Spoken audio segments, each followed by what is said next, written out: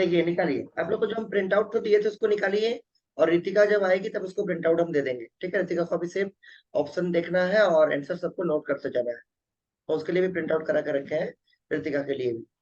देखिए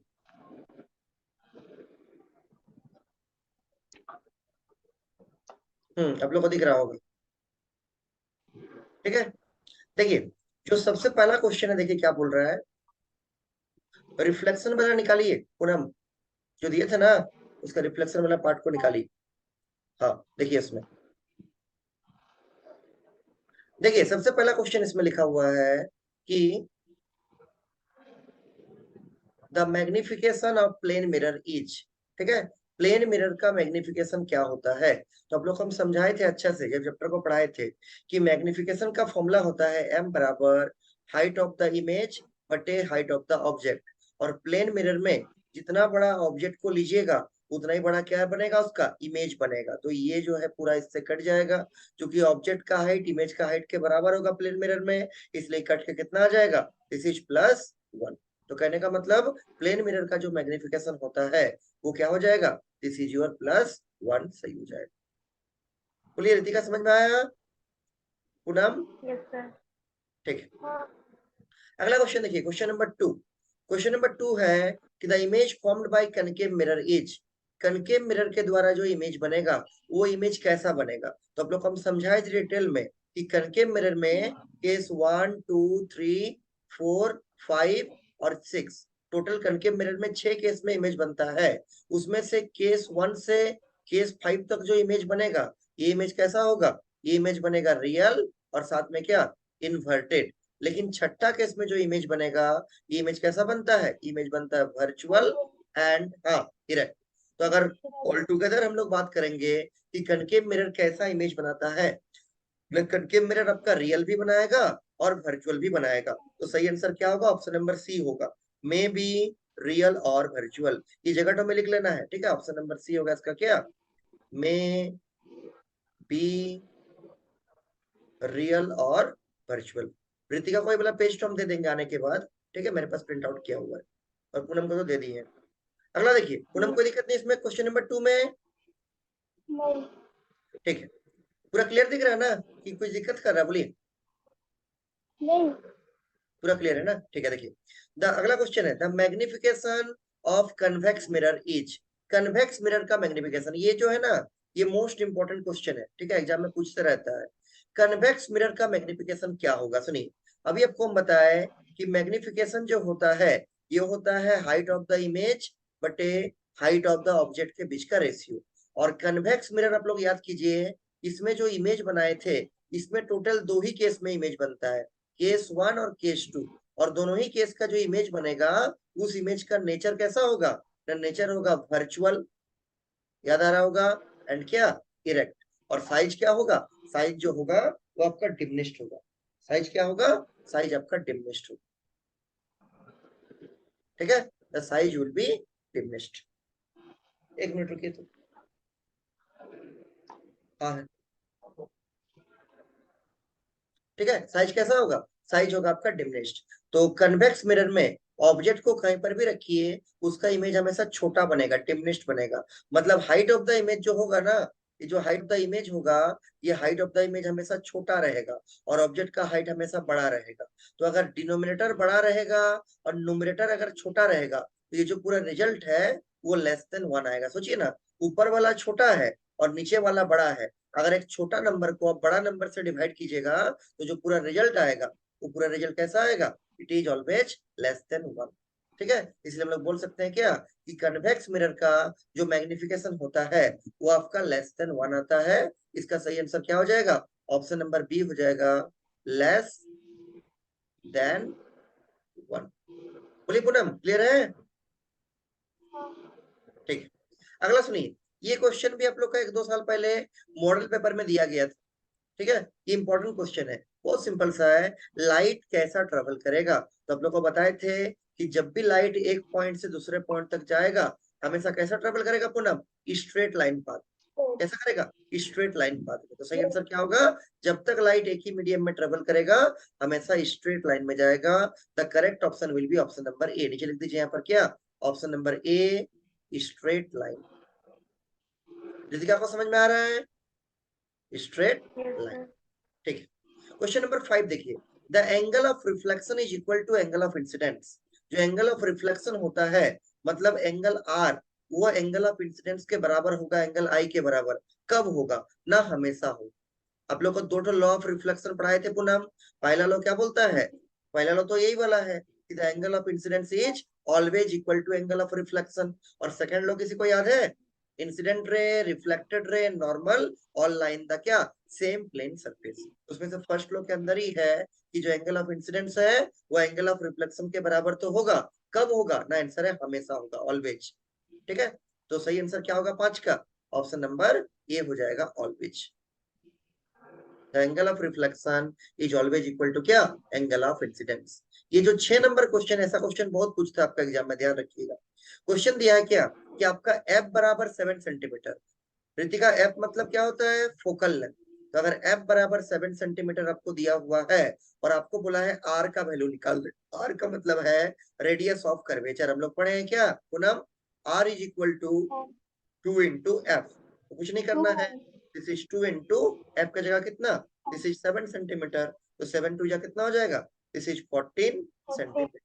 हाँ, तो रेडियस ऑफ कर्वेचर कितना आ जाएगा? दिस इज योर 14, मतलब ऑप्शन नंबर डी सही हो जाएगा। ठीक है, नीचे लिखिएगा ऑप्शन डी इज करेक्ट। कितना? 14 सेंटीमीटर। पूनम और कोई ज्वाइन हुई है क्या? नहीं नहीं ना, वो लोग पहले पढ़ी हुई है, सब लोग क्लास में करवा चुके हैं। ठीक है, और ऐसे भी ये रिकॉर्ड हो रहा है तो इसको हम अपलोड कर देंगे। अगला देखिए क्वेश्चन नंबर 7, द इमेज, ये वाला 6 नंबर लिख लिया ना जी पूनम? 6 नंबर का सही आंसर हाँ होगा D number, 14 centimetre. Question number 7 देखिए, the image of an object formed by plane mirror. Plane mirror के द्वारा जो इमेज बनेगा किसी ऑब्जेक्ट का, वो इमेज क्या होगा? तो आप लोग को समझाए थे characteristics of the image formed by plane mirror. ठीक है, उसमें बताए थे कि जो इमेज प्लेन मिरर के द्वारा बनेगा वो रियल नहीं होगा, छोटा नहीं होगा, सेम साइज का बनेगा। और अपसाइड डाउन, अपसाइड डाउन का मतलब समझते हैं? माथा तो पैर के जगह दिखेगा, पैर तो माथा के जगह। क्या ऐसा होता है? आंसर है नहीं होता है। लेटरली इन्वर्टेड होता है, बाएं वाला दाहिने दिखेगा, दाहिने वाला बाएं, लेकिन माथा तो पैर के जगह या पैर तो माथा के जगह नहीं दिखेगा। तो सही आंसर क्या होगा जी? The image formed by plane mirror is क्या? वर्चुअल। वर्चुअल होगा और इरेक्ट बनेगा। सही आंसर क्या होगा? ऑप्शन नंबर ए होगा, दिस इज वर्चुअल। कोई दिक्कत है रितिका? पूनम देखिए,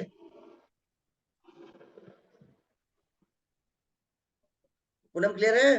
अगला देखिए, हाँ अगला है क्वेश्चन नंबर, हाँ अगला है क्वेश्चन नंबर 8। 8 में क्या बोल रहा है? कन्वर्जिंग मिरर क्या है?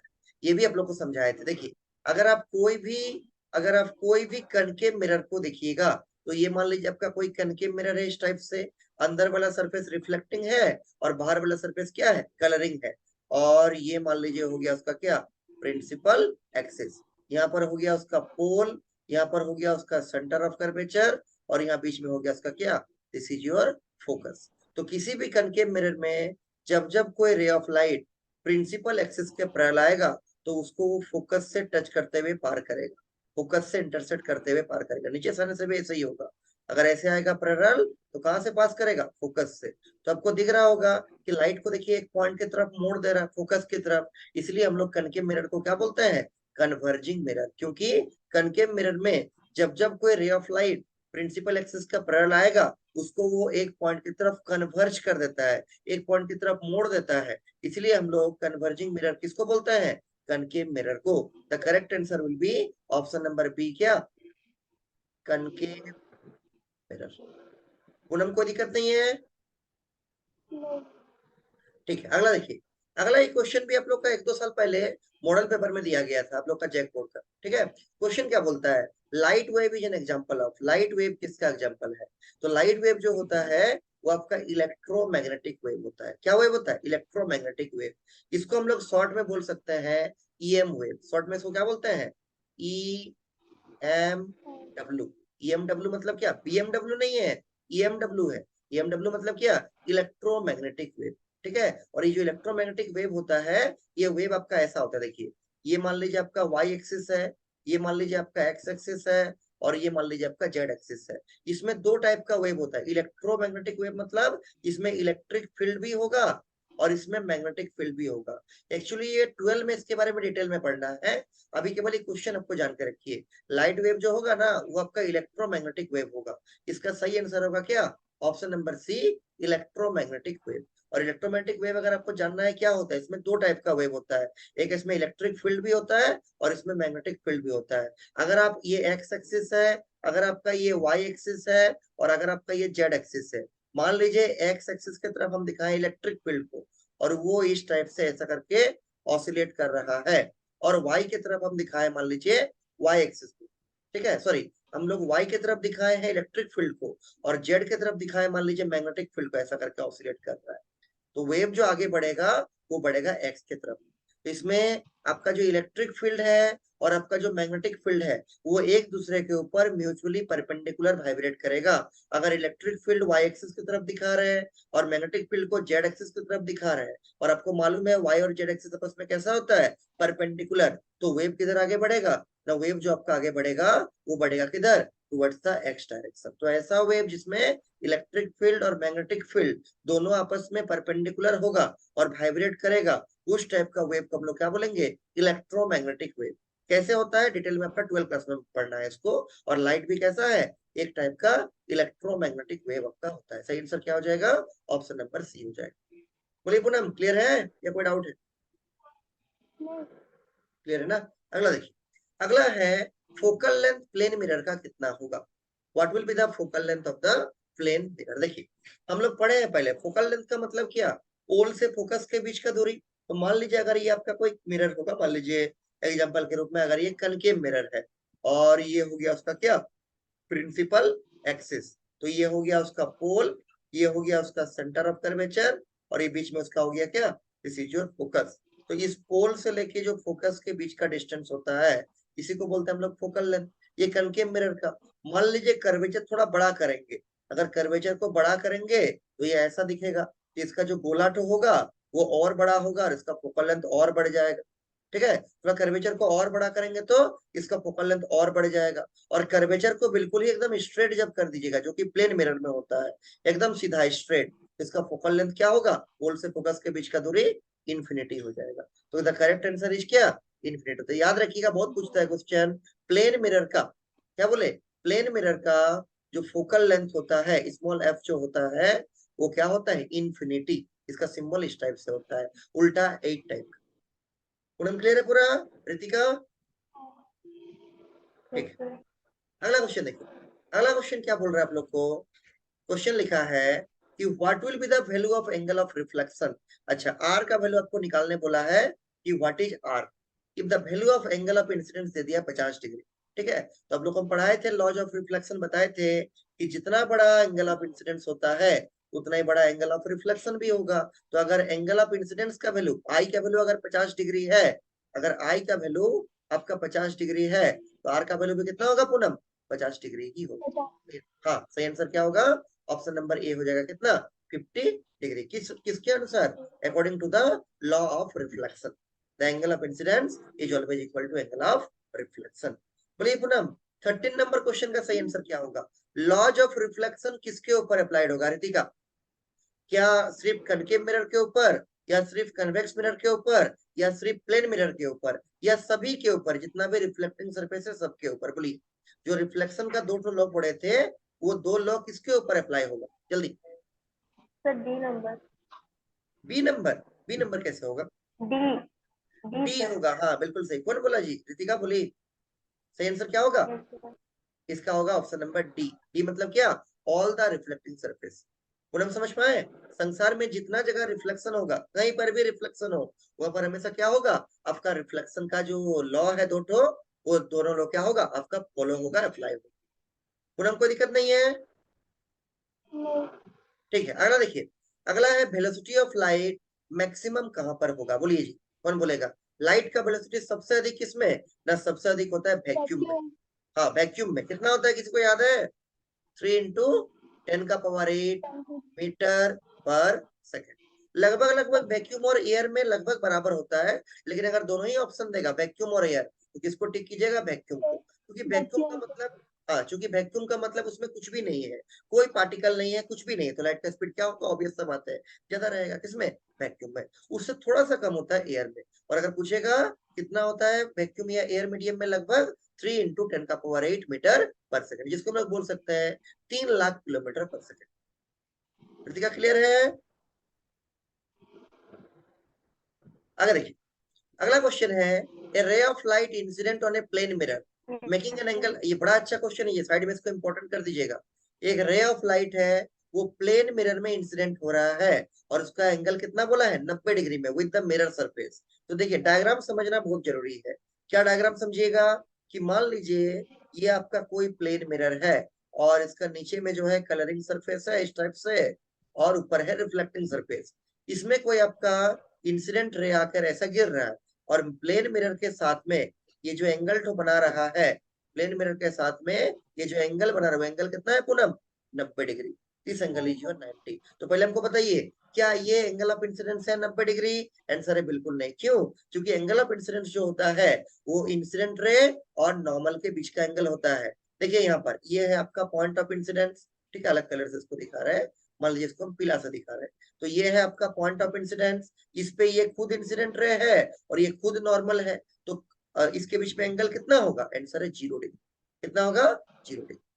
सही है? समझ में आया? इसका मतलब जब कोई लाइट किसी प्लेन मिरर में बिल्कुल वर्टिकली गिरेगा, मिरर के साथ 90 डिग्री का एंगल बनाएगा, तो ये खुद इंसिडेंट रे होगा और ये खुद नॉर्मल होगा, तो उसके बीच में एंगल कितना, उसके बीच में एंगल जो बनेगा वो 0 डिग्री। मतलब आपका जो एंगल ऑफ इंसिडेंस होगा वो कितना हो जाएगा, 0। और जितना बड़ा एंगल ऑफ इंसिडेंस उतना ही बड़ा angle of reflection, angle of reflection भी कितना, 0 डिग्री। टिक कीजिए ऑप्शन नंबर सी को। देखिए डायग्राम को और थोड़ा सा हम क्लियर दिखा रहे हैं आपको। मान लीजिए कोई आपका प्लेन मिरर है एग्जांपल के रूप में, और ये हो गया पॉइंट ऑफ इंसिडेंस, इसमें लाइट आके ऐसे करके टकराया, ये इस पे डाल दिए नॉर्मल ऐसा करके। देखिए तो ये वाला जो एंगल होगा ना, this is called as angle of incidence I. लेकिन अगर ये रेट थोड़ा और सामने से जाएगा, और एकदम इतना सामने से जाएगा कि आपका नॉर्मल से टच करते हुए जाएगा, तो खुद इंसिडेंट रे, जैसे यहाँ दिखा रहे हैं, खुद इंसिडेंट रे और उसी पॉइंट पे खुद नॉर्मल होगा, उसके बीच में एंगल कितना, 0 डिग्री। और इंसिडेंट रे और नॉर्मल के बीच का एंगल क्या कहलाएगा, एंगल ऑफ इंसिडेंस आई। तो आई बराबर 0, तो आर बराबर भी कितना, 0 डिग्री। आपको वही पूछा है कि what is the angle of reflection, the angle of reflection will be कितना, 0 डिग्री। सही आंसर होगा ऑप्शन नंबर सी, क्या, 0 डिग्री। बोलिए पूनम, समझ में आया कि नहीं? हाँ। ठीक है, ऋतिका क्लियर है? अगला देखिए, the angle between incident ray and plane mirror. देखिए यहाँ पर भी बड़ा अच्छा क्वेश्चन दिया हुआ है। देखिए क्या, ये मान लीजिए आपका, देखिए डायग्राम पर, डायग्राम में आपको दिखाते हैं। ये मान लीजिए आपका कोई प्लेन मिरर है कुछ इस टाइप से, नीचे वाला सरफेस को कलरिंग दिखाया है और ऊपर वाला सरफेस रिफ्लेक्टिंग है। क्वेश्चन का लैंग्वेज को ध्यान रखिएगा, इंसिडेंट रे और प्लेन मिरर के बीच में, ये हो गया प्लेन मिरर, और ये वाला हो गया आपका क्या, this is your incident ray. इसके बीच में ध्यान से, इसके बीच में ये इंसिडेंट रे और प्लेन मिरर, इसके बीच में ये वाला जो एंगल ठो बन रहा है, इसका वैल्यू दे दिया कितना, 30 डिग्री। ठीक, दिस इज 30 डिग्री। तो क्या ये एंगल ऑफ इंसिडेंस है? बिल्कुल नहीं है। क्यों? क्योंकि एंगल ऑफ इंसिडेंस का डेफिनेशन बोलता है कि एंगल ऑफ इंसिडेंस होता है इंसिडेंट रे और नॉर्मल के बीच का एंगल। तो ये हो गया इंसिडेंट रे, ये हो गया पॉइंट ऑफ इंसिडेंस, इसके ऊपर डाल दीजिए क्या, normal, this is your normal.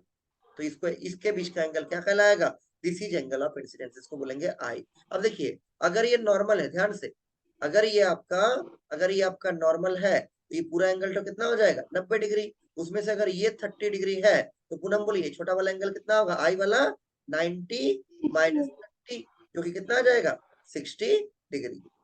फिर से देखिए, इंसिडेंट रे और प्लेन मिरर के बीच में 30 डिग्री का एंगल बन रहा है, तो हम लोग पॉइंट ऑफ इंसिडेंस के ऊपर डाल दिए नॉर्मल, और नॉर्मल और ये इंसिडेंट रे के बीच का जो ये वाला एंगल तो है ना, ये वाला एंगल को बोलेंगे एंगल ऑफ इंसिडेंस आई।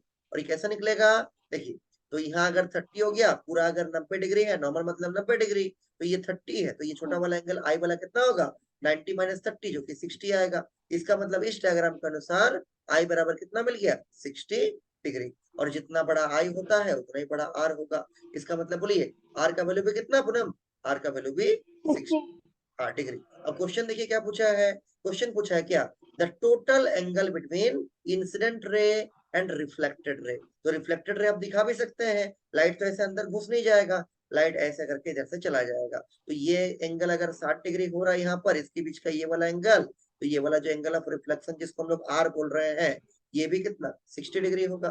तो देखिए टोटल एंगल कितना होगा। टोटल एंगल मतलब क्या, इंसिडेंट रे और रिफ्लेक्टेड रे के बीच में ये जो टोटल एंगल तो यहाँ से लेके यहाँ, तो एंगल ऑफ इंसिडेंट 60 डिग्री है, एंगल ऑफ रिफ्लेक्शन भी 60 डिग्री है, टोटल एंगल कितना 60 प्लस 60। 120। हाँ वेरी गुड, दिस इज कितना 120 डिग्री। सही आंसर टिक कीजिए किसको, ऑप्शन नंबर डी को, दिस इज 120 डिग्री। बोलिए पूनम क्लियर है। हाँ। Ritika yes, sir। ठीक है, पूनम को डाउट नहीं है ना जी, बोलिए। नहीं। ठीक है, अगला सुनिए। अगला क्या है देखिए, अगला है क्वेश्चन नंबर 17, 17 नंबर क्वेश्चन। सुनिए 17 नंबर क्वेश्चन क्या बोलना चाह रहा है। बहुत ही बढ़िया क्वेश्चन है, ठीक है। अगर थोड़ा सा हार्ड करेगा एग्जाम में तो इस टाइप का क्वेश्चन पूछ सकता है। 17 नंबर देखिए, क्वेश्चन में क्या दिया है, एक तो घड़ी है और घड़ी में 2:35 हो रहा है, ठीक है। हम लोग का घड़ी में 2:31 हो रहा है, या क्वेश्चन के घड़ी में 2:35 हो रहा है। एक प्लेन मिरर उसके साइड में रखा हो, मान लीजिए ये कोई घड़ी है, इसका ऐसा सुई रखा हुआ है कि इसमें कितना टाइम हो रहा है, 2:35 हो रहा है। तो कैसा सुई होगा देखिए, तो 2:35 मतलब जो घंटा का सुई होगा वो आपका लगभग 2 और 3 के बीच में ऐसे होगा, और मिनट का सुई आपका कहाँ पर होगा, 7 पे होगा, यहाँ पर इस टाइप से लगभग, ठीक है। तो आपको बोलना है कि इसके सामने में अगर एक प्लेन मिरर को हम ऐसा करके रख देंगे तो यहाँ पर इसका इमेज बनेगा, और इसका इमेज में कितना बचता हुआ दिखेगा, what is the mirror image. आपको मिरर इमेज तो निकालना पड़ेगा कि मिरर इमेज आपका क्या होगा। तो नॉर्मल प्रोसेस से अगर कीजिएगा बहुत मुश्किल होगा। इसका सबसे बेस्ट तरीका देखिए क्या आपको समझाते हैं, जो सबसे अच्छा है, जिससे कोई भी टाइम को निकाल सकते हैं। आपको जब भी कोई टाइम देगा ना निकालने के लिए, सुनिए पुनः, करना क्या है, आपको 12 घंटा से माइनस, देखिए ऐसा करके अब लिखिएगा 12:0 और 0 सेकंड, इससे माइनस कर दीजिए कितना, 2:35, तो लिख दीजिएगा 2:35, और सेकंड में कुछ भी नहीं है तो कितना सेकंड हो जाएगा, 0 सेकंड। अब इसको माइनस कर दीजिए, देखिए सेकंड में तो कोई दिक्कत नहीं, सेकंड का जगह सेकंड 0 ही रहेगा। ये सेकंड का घर है, ये मिनट का घर है, और ये किसका घर है, आंसर है आवर का घर है। बोलिए क्या 0 मिनट में, ये मिनट का घर है, क्या 0 मिनट में 35 मिनट माइनस होगा, बिल्कुल नहीं होगा। तो उधार ही लेना पड़ेगा। यहाँ 12 घंटा, 1 घंटा का घर है, ये मिनट का घर है, और ये सेकंड का घर है। तो 12 घंटा से 1 घंटा उसको देगा, तो यहाँ कितना घंटा बचेगा, 11 घंटा। और 1 घंटा जब उसको देगा, ये तो मिनट का घर है, बोलिए 1 घंटा में कितना मिनट, 60 मिनट। अब देखिए 12 घंटा में से 1 घंटा उसको दे दिया, 1 घंटा में 60 मिनट लिख दिए। अब 60 मिनट में 35 मिनट घटाइए, कितना होगा बोलिए, दिस इज 10 और 5, दिस इज 5 बचेगा, और यहाँ हो जाएगा 4, 5 से कितना हो जाएगा, दिस इज योर 2। अब देखिए यहाँ पर कितना बचा, 11 घंटा, 11 घंटा में 2 घंटा घटाइए, कितना बचेगा, दिस इज 9 आवर। तो सही आंसर क्या होगा, जो इसका मिरर इमेज बनेगा, ये वाला क्या निकला, this is your mirror image. जो मिरर इमेज आएगा पूनम कितना आएगा बोलिए, 9:25। पूनम क्लियर है रितिका, 9:25 मिनट। सही आंसर हो जाएगा ऑप्शन नंबर सी, 9:25। आगे सुनिए, अगला अभी आपको दिखाए थे हम कन्वर्जिंग मिरर के बारे में। तो कन्वर्जिंग मिरर क्या होता है, कनकेव मिरर। उसी तरह से अगर आप और एक देखिएगा जिसको हम लोग बोलते हैं डाइवर्जिंग मिरर। अगर आप कोई भी कन्वेक्स मिरर को देखिएगा, ये अगर कोई कन्वेक्स मिरर है, इसमें से ये अगर मान लीजिए कोई प्रिंसिपल एक्सिस है, यहाँ पर अगर लाइट ऐसे करके आएगा, प्रिंसिपल एक्सिस का पैरेलल अंदर तो नहीं घुसेगा, उसको ऐसा करके फैला देगा। ये अगर नीचे से भी आएगा ऐसा करके, इसको भी क्या करेगा, ऐसा करके फैला देगा। और फैलाने को बोलते हैं डाइवर्ज करना। फैलाने को क्या बोलेंगे, डाइवर्ज करना। इसीलिए हम लोग ये जो ये कौन सा मिरर है, कन्वेक्स मिरर। हम लोग ये जो कन्वेक्स मिरर है, इसको और किस नाम से जानते हैं, डाइवर्जिंग मिरर। तो एकदम याद रखिएगा, डाइवर्जिंग मिरर क्या होता है, प्लेन मिरर नहीं होगा, कनकेव मिरर भी नहीं होगा, सेविंग मिरर भी नहीं होगा। सॉरी सेविंग मिरर तो, हाँ सेविंग मिरर भी नहीं होगा, क्योंकि सेविंग मिरर कनकेव मिरर होता है, ठीक है। तो क्या होगा इसका सही आंसर, कन्वेक्स मिरर। टिक कीजिए ऑप्शन नंबर बी को, और नीचे लिख दीजिए क्या, बी, कन्वेक्स। बोलिए पूनम क्लियर है कि नहीं, हाँ। ठीक है। कृतिका क्लियर है पूरा, yes, sir। ठीक है। आगे देखिए, अगला क्या है सुनिए, अगला है इन ए कन्वेक्स स्फेरिकल मिरर। कोई भी कन्वेक्स मिरर में जो रिफ्लेक्शन होगा वो कहां से होगा, ठीक है। इन ए कन्वेक्स स्फेरिकल मिरर, तो आपको अभी हम बताए, देखिए ऊपर का डायग्राम में भी आपको दिख रहा है, दिख रहा होगा ये जो बाएं साइड वाला सरफेस है ये आपका रिफ्लेक्टिंग सरफेस है। देखिए थोड़ा हाईलाइट करके दिखा दे रहे हैं। ये जो ये वाला सरफेस जो है ना ये आपका क्या है, रिफ्लेक्टिंग सरफेस है। और पीछे वाला क्या है, अंदर वाला क्या है, कलरिंग सरफेस है। तो ये सरफेस आपका बाहर की ओर निकला हुआ है जिसको हम लोग बोलते हैं क्या, बल्जिंग आउट। बाहर की ओर निकलने को बोलते हैं क्या, बल्जिंग आउट। बल्जिंग इन का मतलब क्या, जो अंदर की तरफ मुड़ा हुआ रहेगा। तो पूछा है कन्वेक्स स्फेरिकल मिरर में क्या होता है, रिफ्लेक्शन कहाँ से। तो क्या फ्लैट सरफेस से रिफ्लेक्शन होगा, आंसर है बिल्कुल नहीं होगा। क्या बेंट इन सरफेस से होगा जो अंदर की ओर मुड़ा हुआ है, आंसर है नहीं, वो तो कनकेव में होता है। तो क्या अनइवन सरफेस से होगा, ये भी नहीं। सही आंसर क्या होगा जी Poonam, the correct answer will be बल्कि बल्जिंग आउट सरफेस, जो बाहर की ओर निकला हुआ है। तो सही आंसर हो जाएगा ऑप्शन नंबर सी। सी में क्या है, बल्जिंग, लिख लीजिए, आउट सरफेस। पूनम जो आपको ये वाला प्रिंट आउट दिए थे उसमें लिख रहे हैं ना, हाँ हाँ उसी में लिखना है, ठीक है। उन लोग ऑफलाइन में से पहले करा दिए थे, आपका छूट गया बोल के आपको हम दिखा दे रहे हैं। और इसका रिकॉर्डिंग भी कर रहे हैं, हम देख रहे हैं कैसा रिकॉर्डिंग होगा। और फिर उसको ग्रुप में भेज देंगे ताकि जिसका नहीं हो पाए ज्वाइन अभी, और फिर कभी किसी का छूट जाएगा तो उसका भी आपका काम हो जाएगा इससे। आगे देखिए, अगला क्या है, find radius of curvature of concave mirror having focal length 15 centimetre. बहुत बढ़िया क्वेश्चन है। देखिए आप लोग को हम बार बार बताए हैं कि आपका स्फेरिकल मिरर दो टाइप का होगा, एक होता है कनकेव मिरर, एकदम याद रखिएगा, और एक होता है क्या, कन्वेक्स मिरर। और ये भी बताए थे कि कनकेव मिरर का जो फोकल लेंथ होता है, बोलिए पूनम, ये किसमें होगा, पॉजिटिव में कि नेगेटिव में, आंसर है नेगेटिव में। लेकिन जो कन्वेक्स मिरर होता है इसका फोकल लेंथ किसमें होगा, इसका फोकल लेंथ होगा पॉजिटिव। पॉजिटिव में। अब यहाँ पर आपको बोला है कनकेव मिरर कोई दिया हुआ है और उसका आपको रेडियस ऑफ कर्वेचर निकालना है, मतलब आर बराबर क्वेश्चन मार्क, और फोकल लेंथ आपको दिया हुआ है। ठीक है, आपको क्या दिया हुआ है, आपको दिया हुआ है इसका फोकल लेंथ। फोकल लेंथ कितना है, 15 सेंटीमीटर। तो पहले हमको बोलिए एफ बराबर क्या लिखेंगे, सिर्फ 15 की टू -15, -15 क्यों, क्योंकि कनकेव मिरर है तो कनकेव का फोकल लेंथ नेगेटिव होता है, तो -15 कर दीजिए। आपको बोला रेडियस ऑफ कर्वेचर निकालना, हम लोग पढ़े हैं पहले कि जो रेडियस ऑफ कर्वेचर होता है आर, वो होता है क्या, twice of the focal length, 2 into F हो जाएगा। दिस इज कितना, 2 इंटू एफ, फोकल लेंथ कितना है -15, तो 2 इंटू -15 सेंटीमीटर। सॉल्व कीजिए कितना आ जाएगा, दिस इज -30 सेंटी। -30। बोलिए सही आंसर क्या होगा, रितिका पूनम जो भी ज्वाइन है देखिए, -30। -30। इसमें से आप पहले भी ऑप्शन छांट सकते थे, कैसे, अगर कनकेव मिरर का पूछा है रेडियस ऑफ कर्वेचर तो पॉजिटिव वाला तो बिल्कुल नहीं होगा, ये भी नहीं, पॉजिटिव किसमें होता है, कन्वेक्स। ठीक है, तो नेगेटिव वाला ही होगा, नेगेटिव में कितना होगा, -30 सेंटीमीटर, क्योंकि जो रेडियस ऑफ कर्वेचर होता है वो फोकल लेंथ का क्या होगा, आंसर है डबल हो जाएगा। पूनम को दिक्कत नहीं है, अगर दिक्कत नहीं है रितिका पूनम जो भी ज्वाइन है, अमृता, सबको देखिए 21 नंबर का सही आंसर क्या होगा, जल्दी, बहुत बार यूज किए हैं, जल्दी से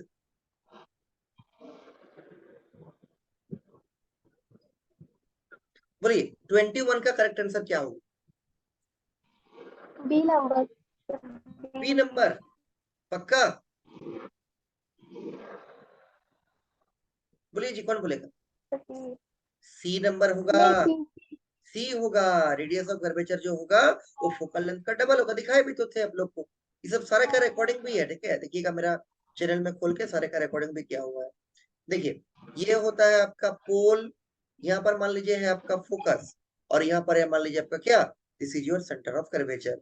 तो पोल से फोकस का बीच का दूरी को बोलते हैं फोकल लेंथ, स्मॉल एफ, और पोल से सेंटर ऑफ कर्वेचर के बीच का दूरी को क्या बोलेंगे, रेडियस ऑफ कर्वेचर आर। और फोकस जो होता है ना वो सी और पी का मिडिल पॉइंट होता है, तो अगर ये वाला एफ होगा तो ये वाला डिस्टेंस भी कितना एफ, तो एफ को एफ से जोड़िए तो आर मिलेगा, तो क्या होगा, F plus F equals to R, ये हो जाएगा 2 टाइम्स ऑफ एफ बराबर क्या, दिस इज आर। तो सही आंसर क्या होगा, आर बराबर 2 एफ, या इसको ऐसा बोल सकते हैं क्या, F is equal to R बटे बी 2 बोल सकते, वही सेम चीज है। तो सही आंसर क्या होगा, आर बराबर 2 F, the correct answer is option number C. बोलिए कोई दिक्कत है, नहीं ना, नहीं। ठीक है। अच्छा इसमें जूम में कुछ लिमिटेशन है क्या, कि इसमें हम इसका अभी तक हम परचेज नहीं किए, जूम का जो पैक है तो 40 मिनट तक ही देता है इसका फ्री क्लास का एक बार में। तो एक काम करते हैं, आज को इसको यही रखते हैं, ठीक है, और एक बार लिंक भेज सकते हैं लेकिन नहीं भेज रहे हैं, और एक बार लिंक, आज इसको यही रखते हैं। और अगला क्लास जो होगा आपका, कल तो आप लोग का ऑफलाइन है तो अपना टाइम में होगा, और ऑनलाइन जब भी हमको टाइम मिलेगा हम लिंक भेज के ज्वाइन करवा लेंगे, समझे पूनम, ठीक है, फिर इसको यही रखते हैं आज, ठीक है।